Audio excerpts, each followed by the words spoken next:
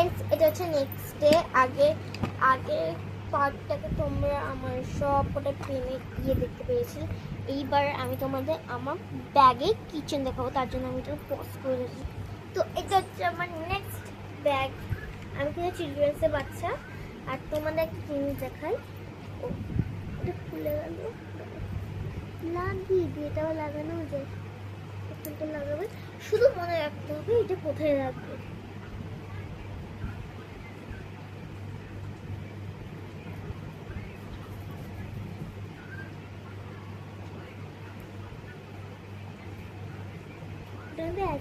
চাবি নেই, আমার ফেভারিট চাবি।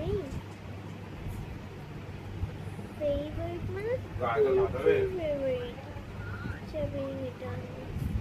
আমি আজকেই বসে বসে কষ্ট করে গান ধরিয়ে এটা বানিয়েছি। তো এটা হচ্ছে এই চাবিটা। এই মিকি মাউসেরটা তো কিনাই চাবি। এখানে আমি লাঞ্চ রাখি, লাঞ্চ এরিয়ার জন্য এই চাবি। এটা হচ্ছে আমি এখানে এই পেন্সিল বক্সটা এখানে রাখি। পেন্সিল বক্সটা খোলা,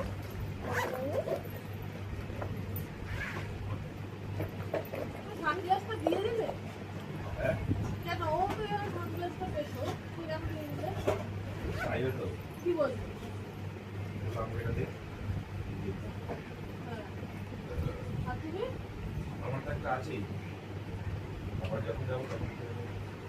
তো এটাই দ্বিতীয়। এটা কিন্তু বানাইনি, হ্যাঁ, এটা কিন্তু এরকম অ্যাটাচমেন্ট।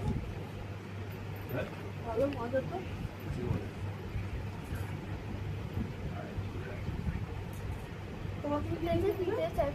এটা হচ্ছে লাগে পার্স বা ব্যাগে। আমি তো লাগাবো স্কুলে। আমি কত শুনে মানুষ এটা না লাগাতে আমাদের তিনটা বড় চাবি এনেছে। তিনটেই চাবি এত পড়ে যাচ্ছে যে আমি এটা রেখে দিয়ে আসি। ওকে, আজকে ভিডিও এর মতন আমি ভাবছি যে ভিডিও পজ না করে আমি একটা জিনিস দেখাচ্ছি। এটা হচ্ছে আমি সব ভিডিও এন্ডিংয়ে এবার দিয়ে করবো। আমি নিয়ে আসছি। তো ফ্রেন্ডস, নিয়ে চলে এসেছি ওই জিনিসটা।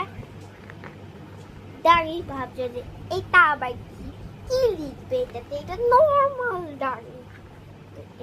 অনেক কাজ আছে, এটা বাচ্চা বানাই লিখবে। আমি একটু বিজি করে বাচ্চা মানুষটা। তার আগে আমি এখানে লিখিয়ে নিই ইন্ডিয়া। আমি ইন্ডিয়ার বাসিন্দা হলে ইন্ডিয়াতে তো গোল করে রেখেছি। তো সোজা চলে যা এই ছয়টাতে। এই ছয়টাতে জেনে রবীন্দ্রনাথ ঠাকুরের লেখা। আমি বাপু বাচ্চা মানুষ চলে এসছে আমার লেখা ছড়াতে। এইবার দেখাচ্ছি তোমাদের আকাশ বলে ছড়াটা। এটা হচ্ছে আকাশ বলে একটা ছড়া। ছড়ার নাম আকাশ। নীল আকাশে সাদা মেঘ ছবি এঁকে যায়, জানালায় বসে ভাবি তারা কোথায় যায়।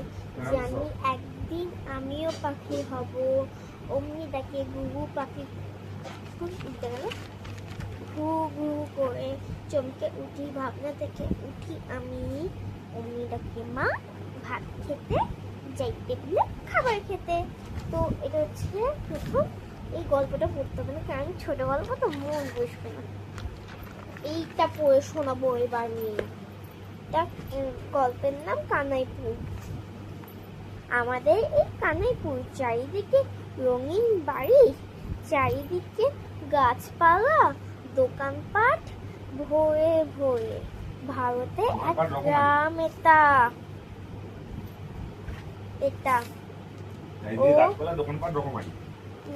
আরে বাবা, আমি লিখেছি এটা।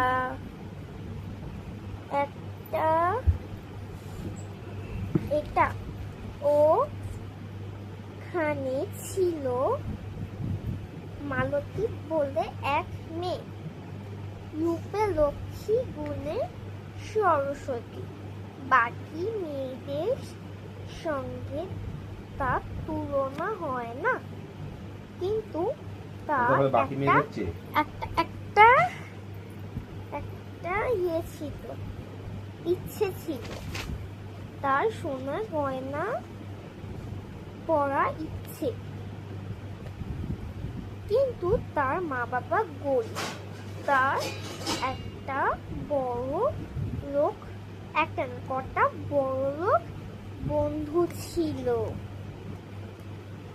তাদের নাম সহানী, পরি, পালক, মনি। এরা খুব ধনী। মালতী কদিন খেলতে আসলো না।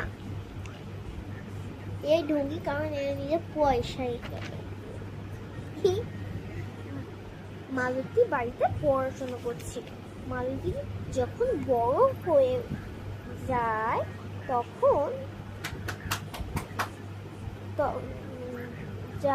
বড় হয়ে যাওয়ার পর সে চাকরি করলো। তারপর সে নিজের বন্ধুদের বলল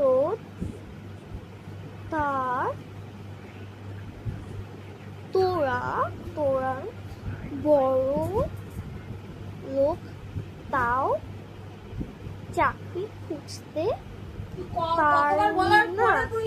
তখন তারা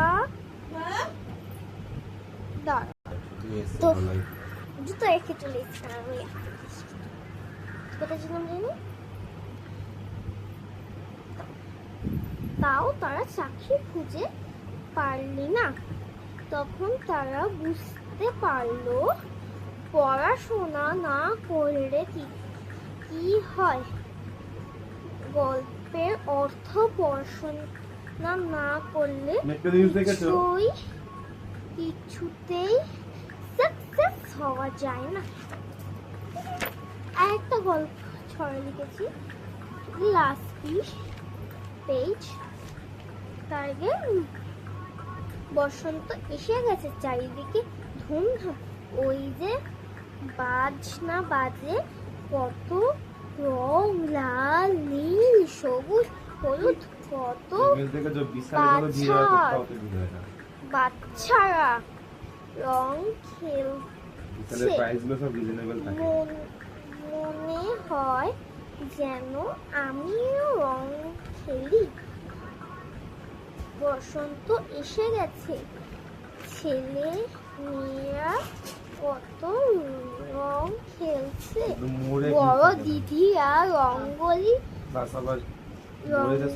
বানাচ্ছে।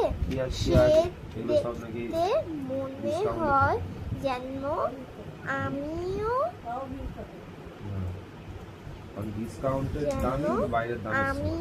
করি। চারিদিকে বাজনা বাজছে, বসন্ত এলো এসে। এটা আমার বন্ধু আরিয়া হেল্প করেছে, এই জন্য নাম লেখা আছে। যদি আরিয়া আমার ব্লগে থাকিস তো আরিয়া, আমি চিলড্রেন্সে পড়ি।